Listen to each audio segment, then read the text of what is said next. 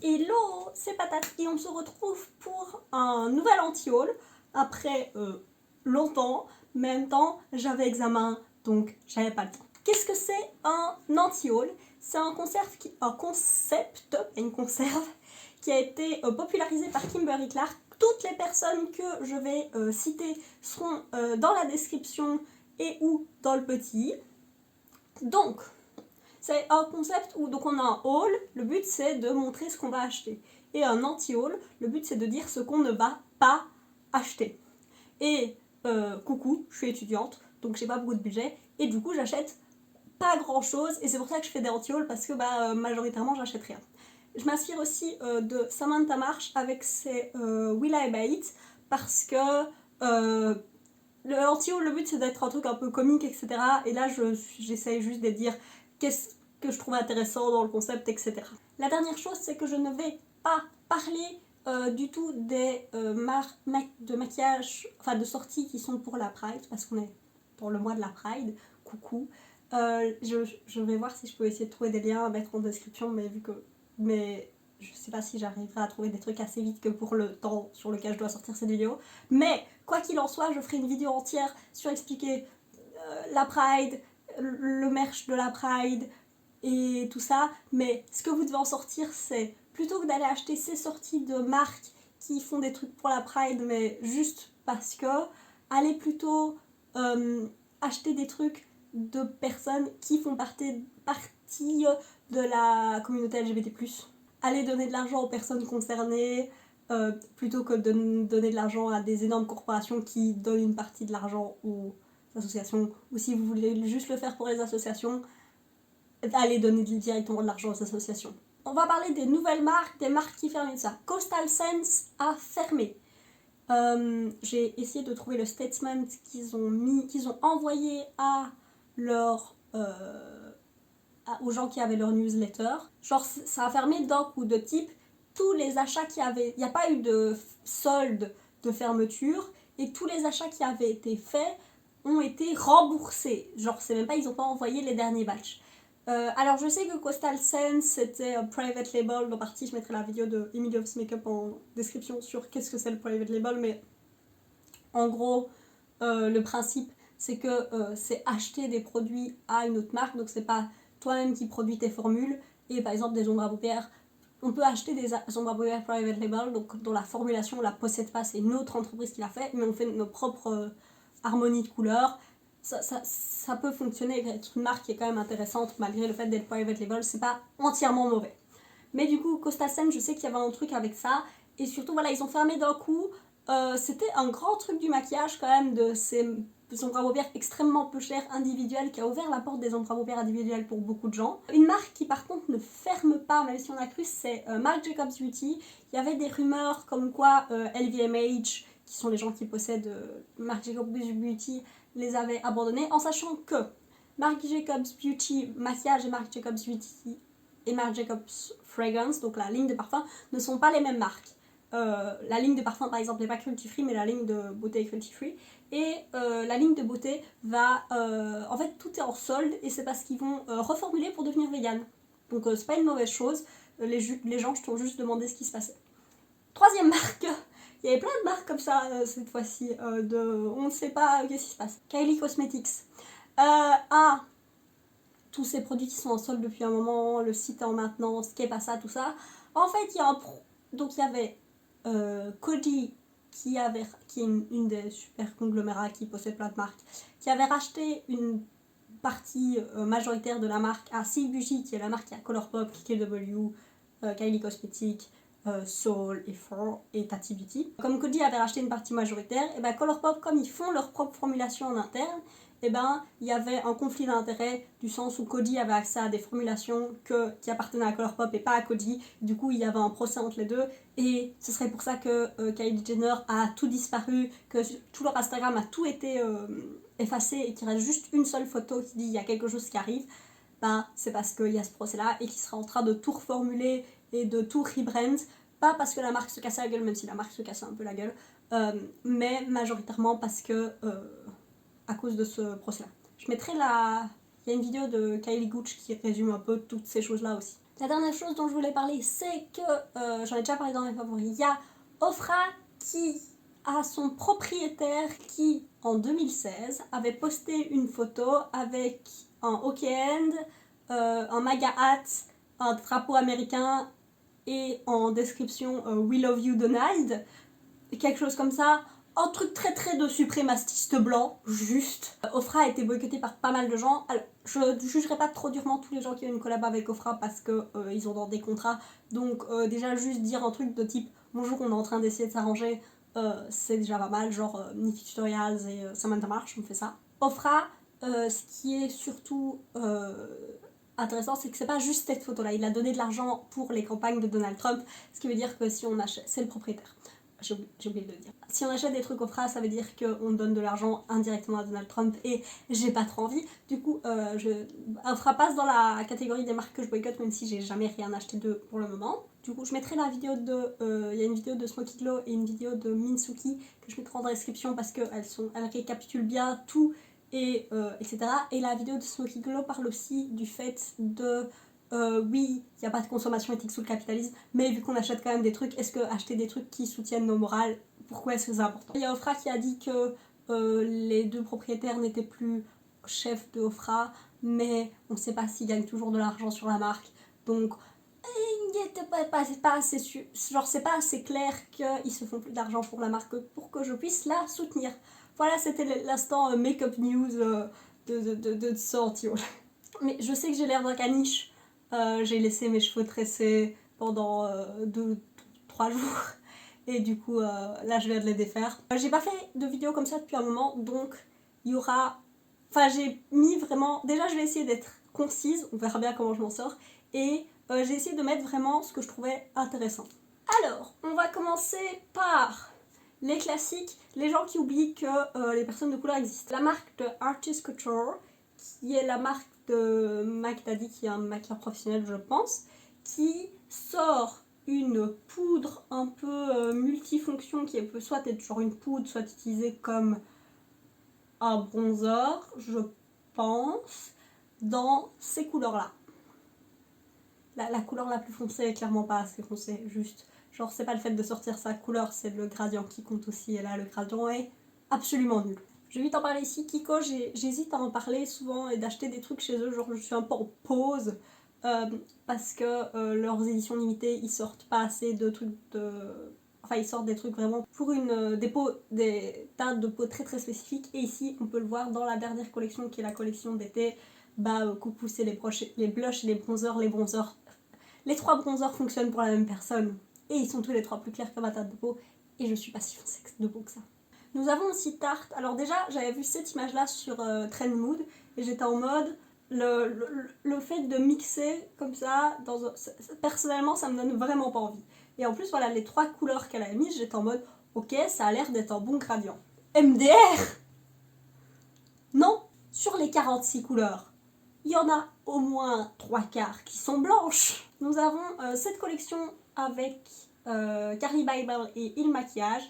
Alors au-delà du fait que la manière dont les palettes pour le visage sont faites me donne de l'anxiété et que non, en plus Becca avait sorti des palettes comme ça avec 4 couleurs, avec 2 comme ça, l'une centrée puis 2 sur le côté, qui étaient vachement plus esthétiques que ça, mais surtout, soit les marques font des collaborations avec des personnes de couleur, donc ça voudrait dire que genre comme la dernière collaboration entre Dose of Color et Naima Tang, oui, voilà, vous avez une collaboration avec une personne de couleur, donc c'est une collaboration avec des choses qui fonctionnent pour cette personne. Vous faites des collabs avec des collections qui fonctionnent pour tout le monde. Mais vous faites pas une collab avec des palettes qui fonctionnent que pour des personnes avec la peau claire, mais vous en sortez quand même 3, mais la 3e est pas si foncée que ça, mais elle fonctionne quand même pas pour la personne qui a collaboré. Et les rouges à lèvres fonctionnent uniquement pour elle, et parce qu'ils sont tellement clairs. Choisissez votre camp, soit vous faites à fond le fait d'être inclusif, soit vous faites à fond le fait de pas être inclusif et de faire un truc avec la personne qui collabore, parce que c'est sa collab, ça a le droit. Et du coup, une collection que moi m'intéresse foncièrement pas, mais qui a fait bien mieux ça, c'est la collection de Soph, qui était Soft Snail, avec Makeup Revolution. Je sais pas combien c'est, elle en a fait quelques-unes. Mais voilà, elle a sorti 3 palettes d'ombre à paupières. donc bravo Pierre, d'highlighter, et boum, les palettes d'highlighter fonctionnent pour, il y en a une pour tout le monde. Bim, il y en a 3, ce qui est genre pour 3 palettes c'est vachement mieux étalé que les palettes de Café Mail. En parlant de Makeup Revolution qui font des trucs là, ils ont sorti un fond de teint pour le corps.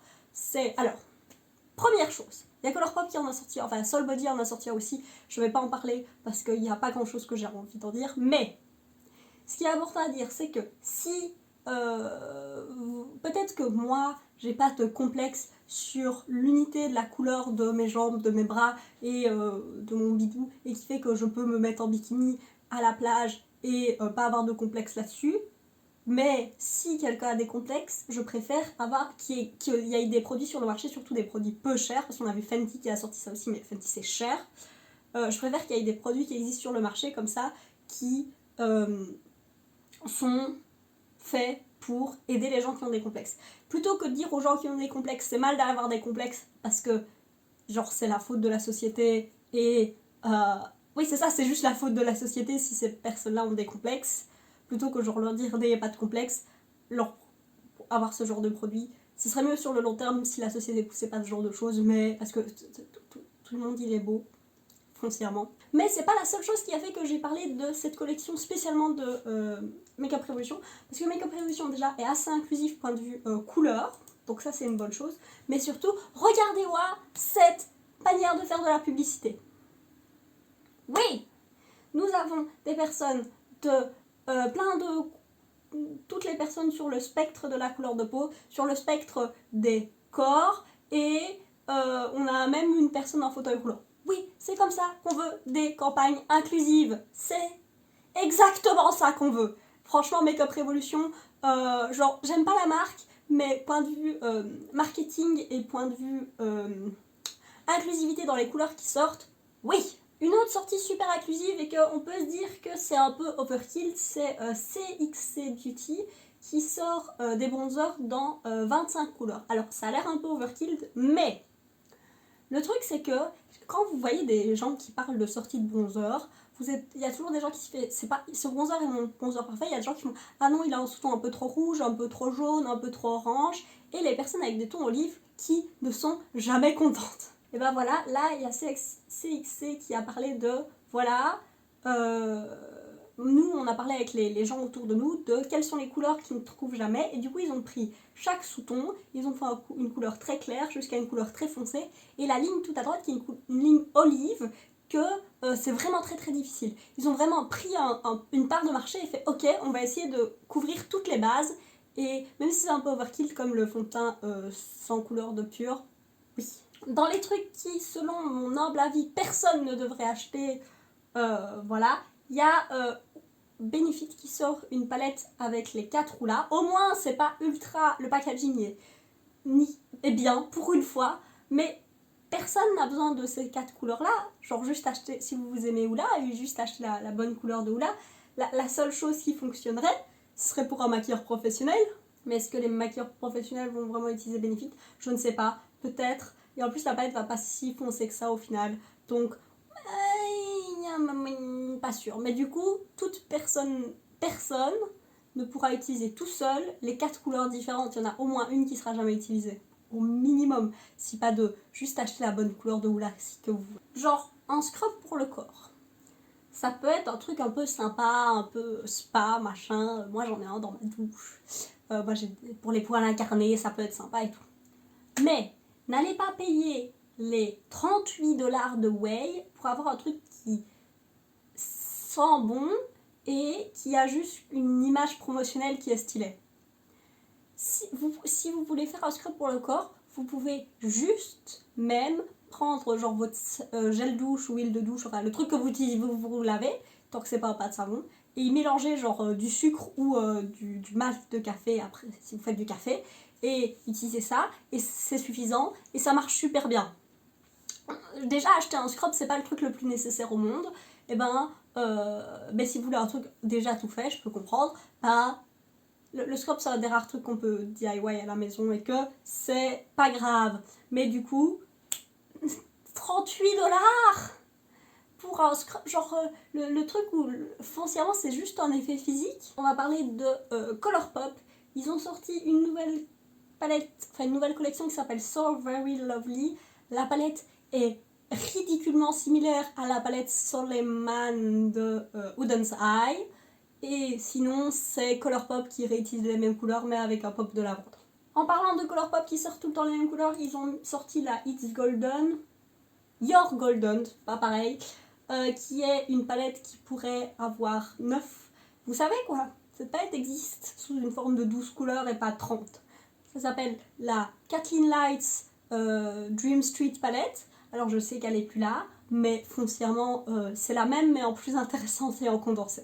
Il y a Abby Williamson, je pense que c'est ça son nom, qui a fait une vidéo où elle condense cette palette, et genre tellement, et où elle condense d'autres palettes dont on va parler aussi, mais juste oui. Alors Colourpop a aussi sorti 3 palettes. Il y en a une neutre mais un peu grungy mais foncièrement neutre avec les mêmes couleurs qu'ils ont sorti 1000 fois. Une rose, les mêmes couleurs qu'ils ont sorti 1000 fois, et une teal, donc un peu vert, entre vert et bleu. Et ok, vous avez un pass de ça va, même si c'est la couleur que tout le monde a plein de fois, parce qu'en 2018 c'était les palettes avec le pop de bleu, c'était ce bleu là spécifiquement. À chaque fois j'oublie et je les ai enregistrés. Il y a Colourpop qui a sorti une collection néon avec une couleur néon par palette et des gloss extrêmement transparents. Et je sais qu'ils ont sorti la collection et la caption de la photo disant oh, nouvelle collection néon, et ils ont dû changer à cause du backlash pour nouvelle collection de neutre avec la pop de néon. C'est les mêmes palettes en boucle et les mêmes couleurs qui sortent à chaque fois, mais juste avec un pop de néon qui, genre la palette verte. Qu'est-ce que vous allez faire de ce pop de néon? Genre c'est des neutres, ça se mélange pas. Pourquoi? On a fini avec Colourpop. On va continuer dans les mauvaises idées. Il y a Urban Decay qui a sorti une collection avec Prince. Alors, je ne connais pas assez Prince et l'esthétique de Prince pour savoir, au-delà du violet, pour savoir si ces palettes sont correctes, si elles permettent d'atteindre un look à la Prince et si le packaging est bien ou pas. Je ne peux pas savoir. Par contre, ce que je sais, c'est que le mec essayait vraiment de protéger son identité et d'essayer vraiment de protéger son identité. Donc, peut-être que sortir des palettes après sa mort, alors qu'il n'aurait clairement pas fait ça quand il était de son vivant, c'est pas du meilleur goût, dirons-nous. Enfin, personnellement, je trouve que c'est peut-être pas une bonne idée. NARS qui sort encore une palette Orgasm. Il y en a 1,5 milliard et c'est toujours les mêmes tons. Là, c'est On the Beach. J'en ai rien à faire. NARS, ayez une idée. Juste une, s'il vous plaît. Oh, alors ça, c'est important. J'essaierai peut-être de faire une vidéo là-dessus, mais le maquillage est là pour tout le monde. Le maquillage qui est déjà sur le marché n'est pas là pour les filles. Le maquillage est là pour tout le monde. C'est comme le vernis. Bon, j'en ai parlé la dernière fois. Donc, et du maquillage stick. Alors déjà, la première chose, c'est il y a un argument qui est que ça rentre dans la poche. Vous avez vu la taille d'un fond de teint de 30... Vous avez vu ce que ça représente, 30 ml? Bien sûr que ça rentre dans une poche. Bon, il se fait que là, j'ai pas de fond de teint du tout. Mais bien sûr que ça rentre dans une poche. Est-ce qu'il y a des fonds de teint stick avec un fini quasiment indétectable sur la peau? Absolument. Et pourquoi est-ce qu'il faut qu'on dise que c'est pour les hommes? En plus, c'est une marque qui a l'air vraiment... je sais qu'ils ont utilisé une célébrité pour faire leur marketing, mais c'est comme les sœurs d'Emilio qui avaient fait avec Morphe 2. C'est pas leur marque à elles, c'est juste qu'elles sont le visage de la marque. Et ben c'est la même chose ici, c'est que c'est le visage de la marque parce que c'est une marque de type, il y a une marque pour lui, une marque pour elle. C'est une marque qui est basée sur le fait de vendre des médicaments ou des compléments, ou je n'ai pas très bien suivi, j'ai été voir sur leur site. C'est vraiment une marque d'investisseurs, de voir ce qui pourrait être bien à mettre sur le marché, et apparemment ce qui est bien à mettre sur le marché, c'est vendre du maquillage pour des hommes. Donc je vais parler de cette sortie de Morphe parce que ils ont pris le concept des bento box de Kaja. Ils ont décidé de en faire des palettes un peu pour tout le visage. Donc il y a une ombre à paupières pas ultra métallique pour les yeux. Il y a un blush crème, un rouge à lèvres et un glitter, donc des paillettes. juste pour les paillettes, moi c'est pas un truc que je voudrais, mais surtout c'est très TikTok, de ce que je n'ai pas TikTok, mais c'est très TikTok comme esthétique, donc c'est intelligent d'utiliser le packaging de Kaja comme ça, mais pourquoi est-ce que Morphe a besoin de reprendre le packaging de Kaja? Il fonctionne déjà comme ça, même si c'est la même cible. Un truc positif que je vais pas acheter, MAC a eu une bonne idée et ils ont sorti une jolie collection avec une jolie palette qui s'appelle Botanic Panic, super nom. Voilà, MAC a eu une bonne idée, c'est une super collection de printemps que je ne vais pas du tout acheter, avec des produits que les gens aiment, dont les Extra Dimensional Highlighter et Blush, qui sont des formulations que les gens aiment beaucoup. Donc MAC, voilà, NARS, genre MAC on râle tout le temps qu'ils font tout le temps la même chose, et ben comme NARS, et ben je veux que vous ayez une idée NARS. Comme MAC a eu une idée ici et que c'était une bonne idée. Parlons de sous-marque pendant 2 secondes, il y a la collection Norvina de ABH qui sort une nouvelle palette, la volume 5, qui... Alors déjà, voici par rapport à la volume 4. Donc la volume 4 est en haut et la volume 5 est en bas. C'est quand même fortement similaire, même si du coup la volume 4 a l'air bien plus... bien moins neutre que ce qu'elle avait l'air et bien plus colorée comme ça. Parce que quand la volume 4 est sortie, on se dit oh là là, c'est une palette de neutre avec quelques roses et un jaune fluo. Non, la volume 5 est clairement beaucoup plus neutre. Mais surtout, voici la volume 5 par rapport à la palette la Norvina originale dans la ligne de ABH. Déjà, j'imagine que la palette originale va être discontinuée si c'est pas déjà le cas parce que c'est la même. Et je pense aussi que Norvina, quand elle a fait cette palette-là, elle voulait sortir la palette qu'elle a sortie maintenant, la volume 5, et qu'elle a juste dû, avec les contraintes qu'elle avait de sortir dans l'esthétique de ABH, sortir ça. Mais c'est les mêmes couleurs. Genre, on peut reconstruire la palette de la collection ABH avec la nouvelle palette, juste en sortant des couleurs. L'autre sous-marque dont je voulais parler, c'est Huda qui sort une sous-marque qui s'appelle Glowish, parce que Huda, Huda Beauty, c'est très full glam, machin, et du coup, ça, c'est une marque plus Gen Z... Y2K, no make-up. Et genre, je me demande si elle aurait pas juste pu le sortir sur Huda et faire une sous-ligne, mais qu'il n'y a pas un autre nom. Ça, c'est une autre marque, littéralement. Et je pense qu'une sous-marque une sous-ligne aurait été plus facile, genre juste une ligne un peu plus truc. Et l'autre nouvelle sous-marque dont je voulais parler, c'est la marque de Iram. Donc Iram, qui a une chaîne YouTube que moi j'aime raisonnablement bien, a sorti une marque qui s'appelle Selfless by Iram. Donc déjà, c'est une marque qui est pas clean. Alors, je sais qu'il est sur Clean Beauty à Sephora. La marque de la vidéo sur la Clean Beauty, je sais que je le dis depuis 1 mois et demi, mais la vidéo sur la Clean Beauty arrive réellement. J'ai fait mes recherches, il faut juste que genre je condense, que j'écrive en script et que je la filme. Mais dans les 2 semaines, elle sera là. Du coup, la Clean Beauty, non. Mais c'est pas comme ça qu'il la vend. J'ai été voir la vidéo de Reveal pour avoir un peu une idée. Et en fait, il la vend plus comme une marque durable où chaque chose a été... où ils essaient vraiment de faire que chaque chose a été réfléchie de manière à être la plus durable possible, aussi bien le packaging et toutes les étapes de la production jusqu'à l'emballage. Oui, mais c'est pas assez. Déjà, la première chose, c'est que je mettrai en description la chaîne de Shell Beasley aussi, qui parle pas de maquillage, mais qui parle beaucoup d'être durable. Enfin, ce qu'il faut pour être réellement durable, et là, il n'y a pas assez de choses. Oui, il y a des choses très bien, mais il n'y a pas assez de choses que pourrait dire que tu es réellement durable. Et de deux, pour être vraiment reconnu par durable, il faut pas que toi tu le dises, mais il faut qu'un truc tiers décide de si tu l'es ou pas. C'est un peu comme si, genre, t'allais à l'école et que tu décidais des points que t'avais. C'est ton prof qui te dit quel est poids que t'as, c'est un truc tiers qui décrète si tu connais ou pas la matière, c'est pas toi qui le décrète. C'est la même chose avec être durable ou pas. Donc, pour le moment, je suis en mode j'attends. Et je dis que c'est une sous-marque parce que c'est par The Inky List, qui est une marque que moi j'aime bien. J'en parlais dans l'éthique de mes achats trimestriels du premier trimestre de 2021.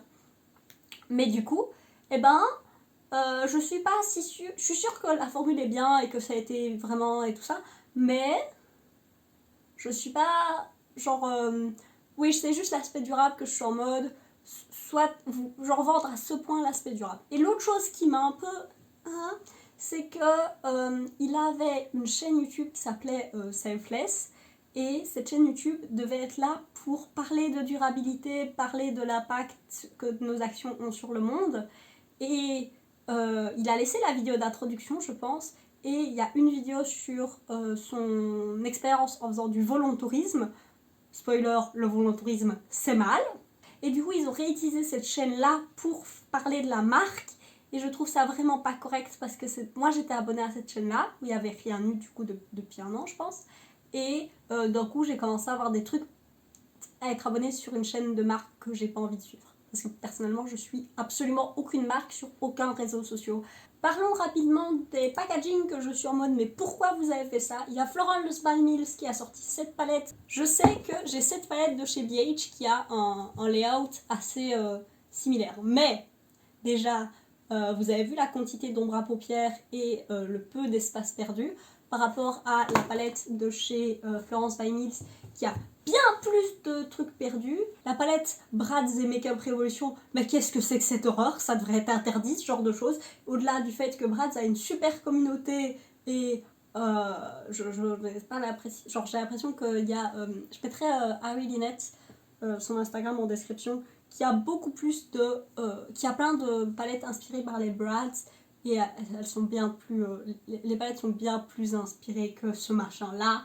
Pourquoi il y a des palettes, pourquoi il y a des pannes ovales? Juste non. Et la dernière, c'est, je vais mettre la grande image parce que comme ça vous voyez qui c'est. C'est une palette de Be Perfect, j'en parlais tantôt, avec The Vivienne, qui est une drag queen. Donc c'est pour ça que j'ai mis la photo avec elle, qui sort de RuPaul Drag Race UK. Et juste, pourquoi est-ce qu'il y a genre 6 grandes pannes et puis il y en a 3 petites au-dessus? C'est ça qui me... Ah! Et genre, il y a un glitter et puis sinon c'est que des mats et ce seraient les 3 métalliques qui seraient au-dessus. En plus, dans la description, ils disent qu'il y a 6 couleurs pour le visage. Mais dans la description de Trendmood, ils disent 6 couleurs pour le visage essentiel, plus 2 couleurs blanches et noires, mais les 2 blancs et noirs font partie des couleurs visage. Donc, je suis très perdue. On va continuer vite fait dans les collabs pour un peu tout sortir. Il y a Gayson Cosmetics qui a sorti 12 pannes de liner activé à l'eau avec 12 créateurs différents, avec chaque panne qui était fait par un créateur différent qui a mis ce que lui voulait. Je trouve que c'est une super manière de faire des collabs avec plein de gens qui ont été mis en avant. Moi j'ai découvert des trucs, des gens grâce à ça. Une autre collab qui me donne mal à la tête, mais pour autre chose, je vais mettre cette photo-ci et puis je mettrai une photo qui personnellement fait plus sens. Donc il y a Sydney Grace et Temptalia qui sortent des palettes. J'avais déjà montré le packaging extérieur parce que le packaging extérieur est magnifique. Alors, sur cette photo, il y a 6 palettes différentes. Donc en fait, ils sortent 3 palettes et à chaque fois, ils sortent une version claire et une version foncée de chaque palette. Je sais qu'il y a des palettes où il y a une couleur qui change et je suis un peu en mode mais surtout, ce que je vais faire, c'est que je vais mettre juste les 3 versions dark, enfin la version dark de chaque palette pour que personnellement, c'est le genre de choses qui me ferait moins mal à la tête. Mais je trouve que les palettes sont trop similaires que pour sortir 6 palettes. Il y a 36 couleurs qui sortent, plus genre les quelques changements, disons 40 couleurs. Sortir 40 couleurs d'ombre à paupières avec des palettes qui sont aussi similaires dans leurs harmonies de couleurs. Genre, oui, je vois qu'il y a une palette qui est un peu plus froide et une qui est un peu plus chaude, mais elles ont toutes genre des neutres et des trucs de couleurs. Ils ont tous des couleurs Jewel Tones, ils ont tous des neutres avec à peu près la même ton. Genre, je suis un peu... Genre, si j'avais ces palettes, je saurais jamais laquelle choisir entre les 3 parce que j'ai vraiment l'impression que les 3 sont trop similaires. Et genre... J'aime beaucoup Temptalia et je trouve que Sydney Grace c'est cool et le packaging est magnifique, mais l'intérieur, j'ai juste fait genre, what? Quoi?